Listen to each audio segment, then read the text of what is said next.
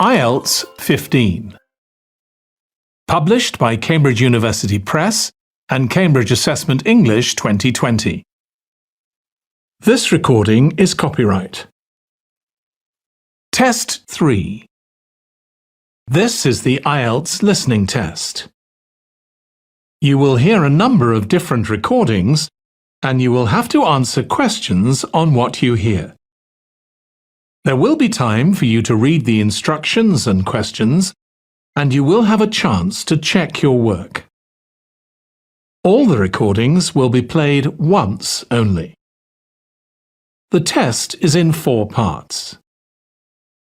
At the end of the test, you will be given 10 minutes to transfer your answers to the answer sheet. Now turn to Part 1.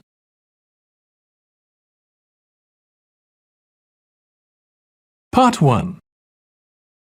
You will hear a woman who works at an employment agency talking to a man about jobs he could apply for. First, you have some time to look at questions 1 to 5.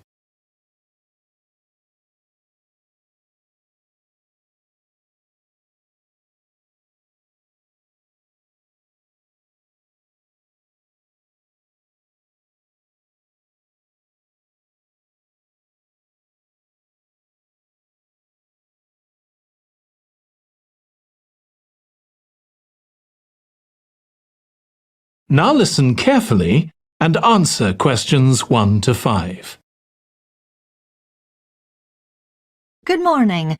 Thanks for coming in to see us here at the agency, Joe. I'm one of the agency representatives and my name's Sally Baker. Hi, Sally. I think we spoke on the phone, didn't we? That's right, we did. So thank you for sending in your CV. We've had quite a careful look at it and I think we have 2 jobs that might be suitable for you. OK.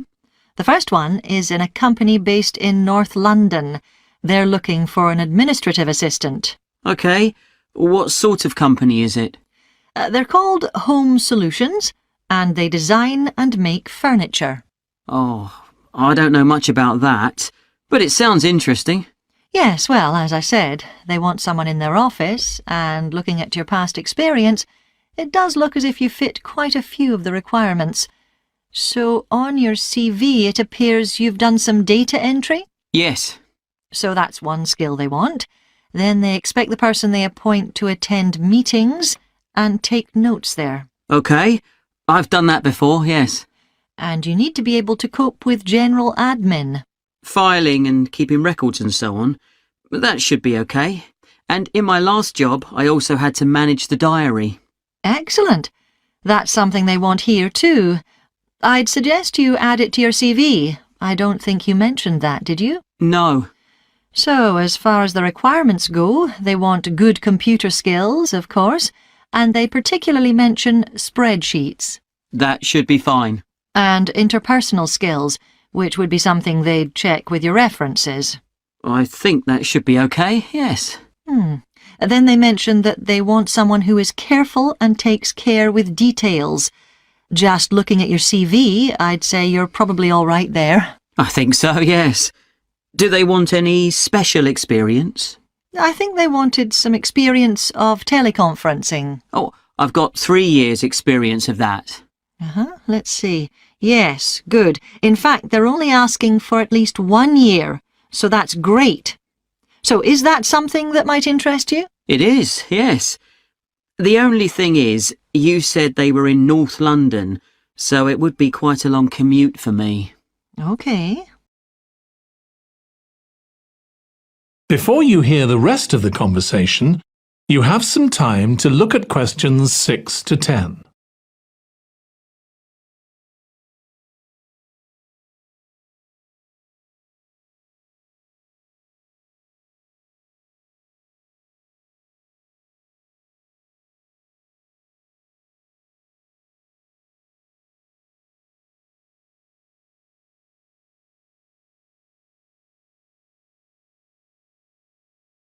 Now listen and answer questions 6 to 10.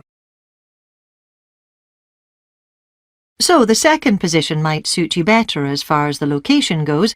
That's for a warehouse assistant And that's in South London. Yes, that would be a lot closer. And you've worked in a warehouse before, haven't you? Yes.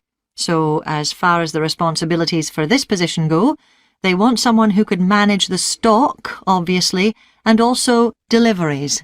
That should be okay. You've got to keep track of stuff, but I've always been quite good with numbers. Good. That's their first requirement.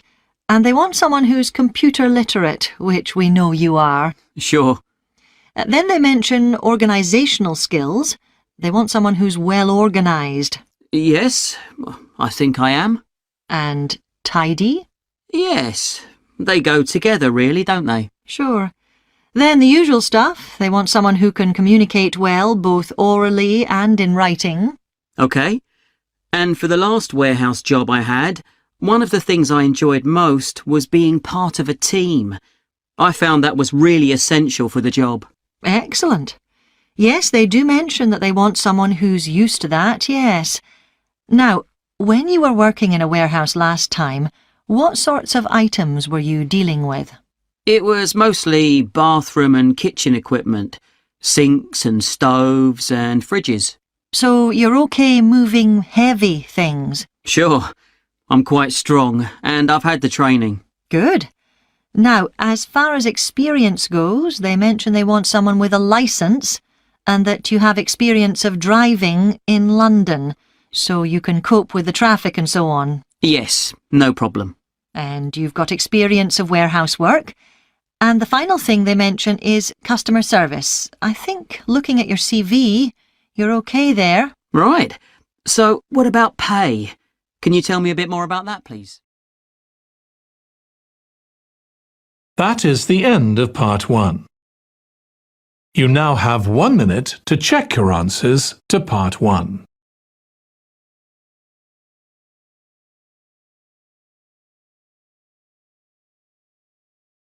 Part 2. You will hear a woman called Alice Riches talking on the radio about a scheme which involves closing streets to traffic to allow children to play. First, you have some time to look at questions 11 to 16.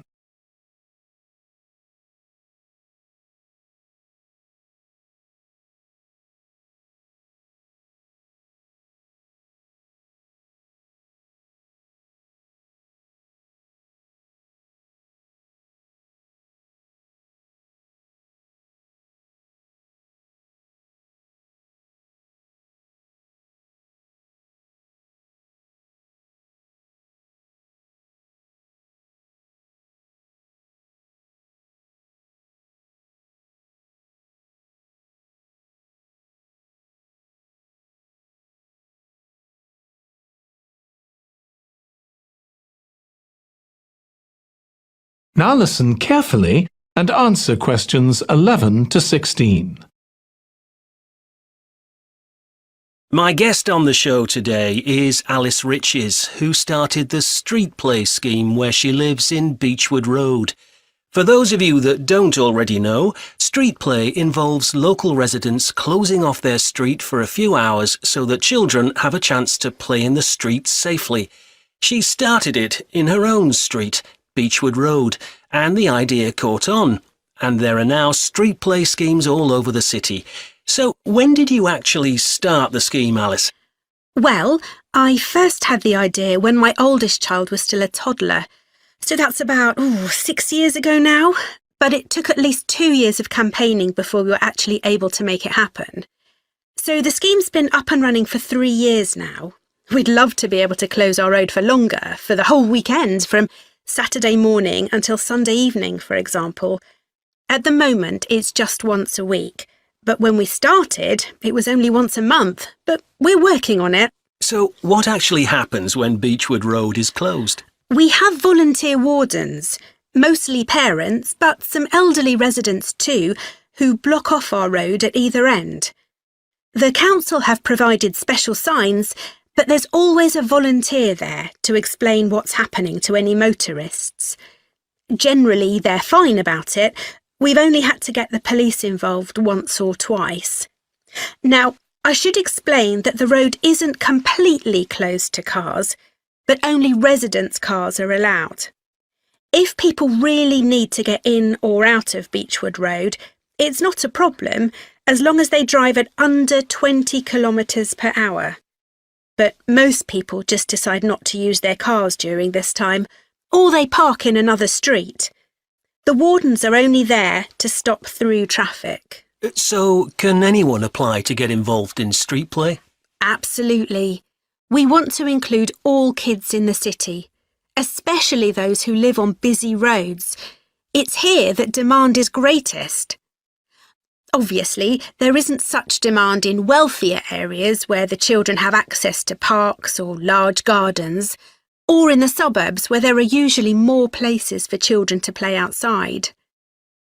I'd recommend that anyone listening who likes the idea should just give it a go. We've been surprised by the positive reaction of residents all over the city, and that's not just parents. There are always a few who complain, but they're a tiny minority. On the whole, everyone is very supportive and say they're very happy to see children out on the street, even if it does get quite noisy. Before you hear the rest of the conversation, you have some time to look at questions 17 to 20.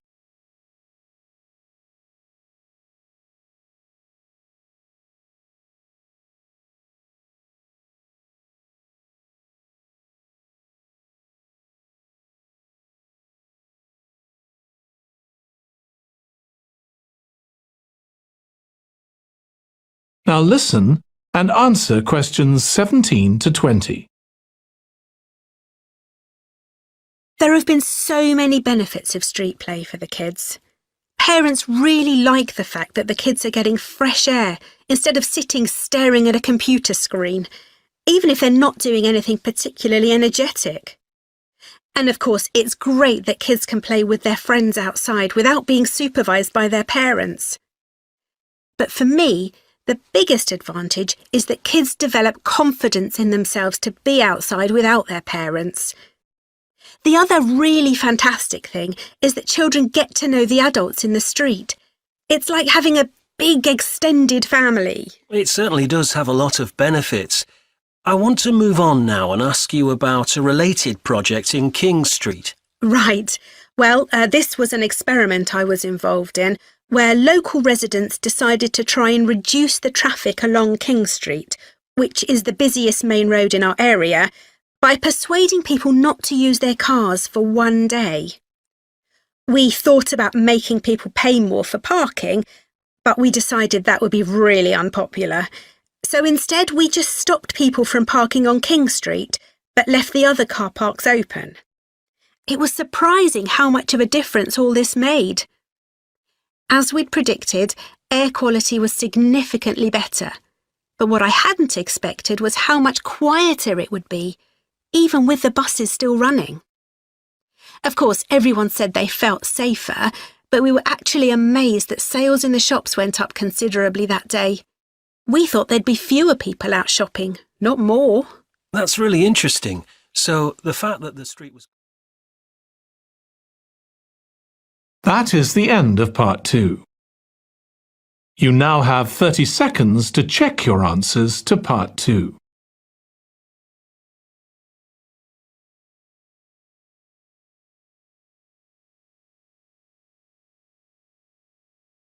Part 3. You will hear two students, called Hazel and Tom, talking about Hazel's Media Studies assignment. First, you have some time to look at questions 21 to 26.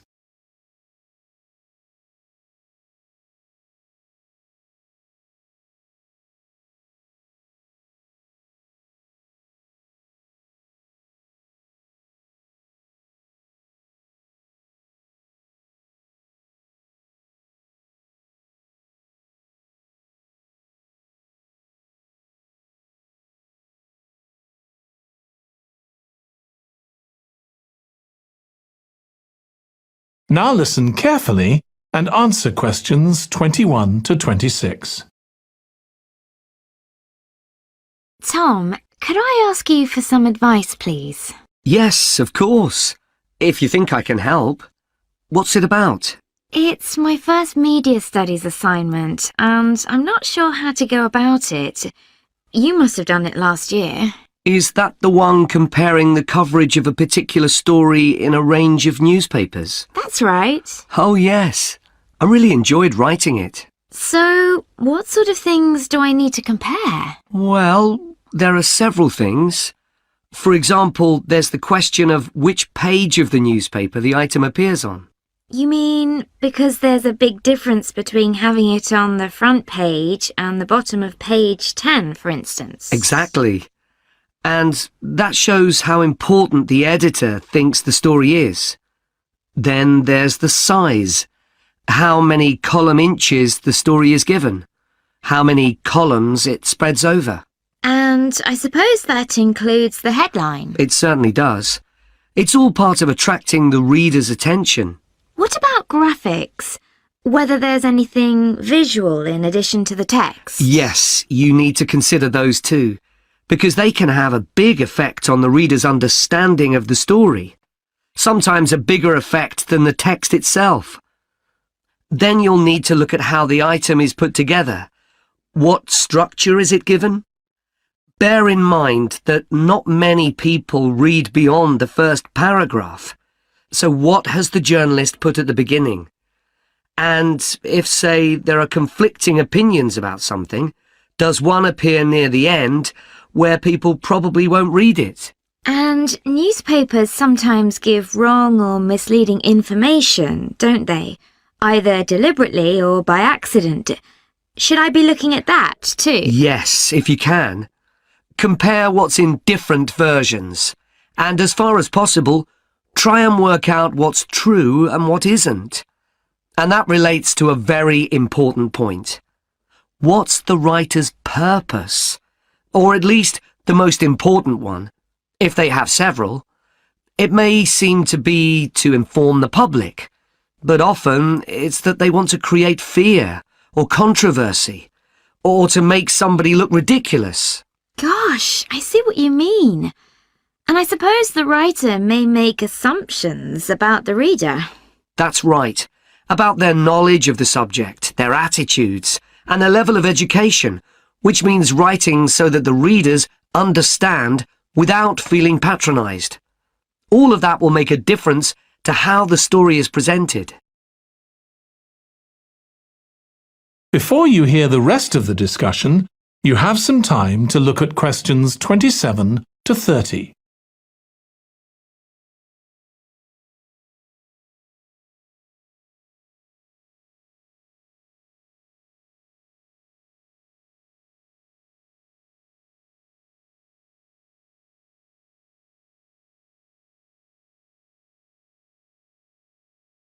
Now listen and answer questions 27 to 30.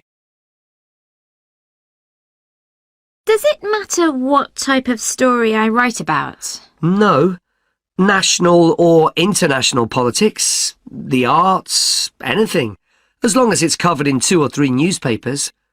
Though of course it'll be easier and more fun if it's something you're interested in and know something about. And on that basis, a national news item would be worth analysing. I'm quite keen on politics, so I'll try and find a suitable topic. What did you choose for your analysis, Tom? I was interested in how newspapers expressed their opinions explicitly. So I wanted to compare editorials in different papers, but when I started looking, I couldn't find 2 on the same topic that I felt like analysing. In that case, I won't even bother to look. So in the end, I chose a human interest story, a terribly emotional story about a young girl who was very ill, and lots of other people, mostly strangers, raised money so she could go abroad for treatment. Actually, I was surprised. Some papers just wrote about how wonderful everyone was, but others considered the broader picture, like why treatment wasn't available here. I usually find stories like that raise quite strong feelings in me. I'll avoid that. Perhaps I'll choose an arts topic, like different reviews of a film or something about funding for the arts. I'll think about that. Yes, that might be interesting. Okay, well, thanks a lot for your help, Tom. It's been really useful. You're welcome. Good luck with the assignment, Hazel. That is the end of part 3. You now have 30 seconds to check your answers to part 3.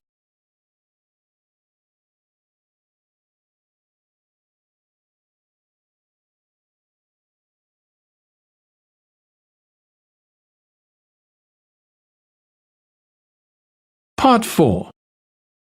You will hear part of a lecture on the early history of keeping clean. First, you have some time to look at questions 31 to 40.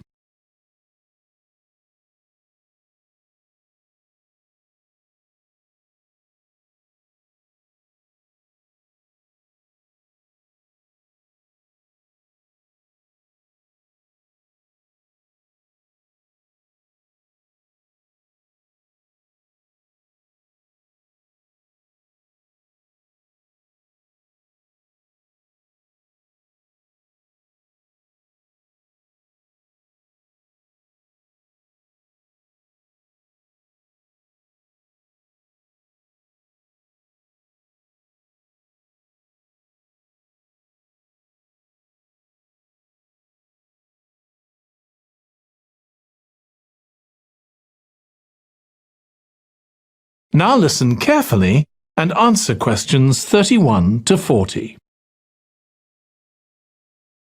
Nowadays, we use different products for personal cleanliness, laundry, dishwashing and household cleaning, but this is very much a 20th century development. The origins of cleanliness date back to prehistoric times. Since water is essential for life, the earliest people lived near water and knew something about its cleansing properties, at least that it rinsed mud off their hands. During the excavation of ancient Babylon, evidence was found that soap making was known as early as 2800 BC. Archaeologists discovered cylinders made of clay, with inscriptions on them saying that fats were boiled with ashes. This is a method of making soap, though there's no reference to the purpose of this material. The early Greeks bathed for aesthetic reasons and apparently didn't use soap. Instead, they cleaned their bodies with blocks of sand, pumice and ashes, then anointed themselves with oil and scraped off the oil and dirt with a metal instrument known as a strigil. They also used oil mixed with ashes. Clothes were washed without soap in streams. The ancient Germans and Gauls are also credited with discovering how to make a substance called soap, made of melted animal fat and ashes. They used this mixture to tint their hair red. Soap got its name, according to an ancient Roman legend, from Mount Sapo, where animals were sacrificed, leaving deposits of animal fat.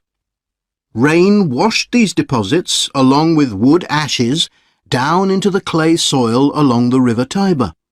Women found that this mixture greatly reduced the effort required to wash their clothes. As Roman civilization advanced, so did bathing. The first of the famous Roman baths, supplied with water from their aqueducts, was built around 312 BC. The baths were luxurious, and bathing became very popular. And by the 2nd century AD, the Greek physician Galen recommended soap for both medicinal and cleansing purposes.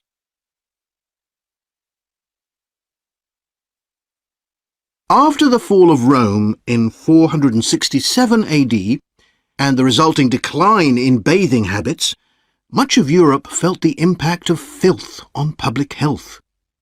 This lack of personal cleanliness and related unsanitary living conditions were major factors in the outbreaks of disease in the Middle Ages, and especially the Black Death of the 14th century. Nevertheless, soap making became an established craft in Europe, and associations of soap makers guarded their trade secrets closely. Vegetable and animal oils were used with ashes of plants, along with perfume, apparently for the first time. Gradually, more varieties of soap became available for shaving and shampooing, as well as bathing and laundering. A major step toward large-scale commercial soap making occurred in 1791, when a French chemist, Nicolas Leblanc, patented a process for turning salt into soda ash, or sodium carbonate. Soda ash is the alkali obtained from ashes that combines with fat to form soap. The Leblanc process yielded quantities of good quality, inexpensive soda ash. Modern soap making was born some 20 years later, in the early 19th century, with the discovery by Michel Eugène Chevreul, another French chemist, of the chemical nature and relationship of fats, glycerine, and fatty acids. His studies established the basis for both fat and soap chemistry, and soap making became a science. Further developments during the 19th century made it easier and cheaper to manufacture soap. Until the 19th century, soap was regarded as a luxury item and was heavily taxed in several countries. As it became more readily available, it became an everyday necessity, a development that was reinforced when the high tax was removed. Soap was then something ordinary people could afford, and cleanliness standards improved. With this widespread use came the development of milder soaps for bathing and soaps for use in the washing machines that were available to consumers by the turn of the 20th century. That is the end of part 4. You now have 1 minute to check your answers to part 4.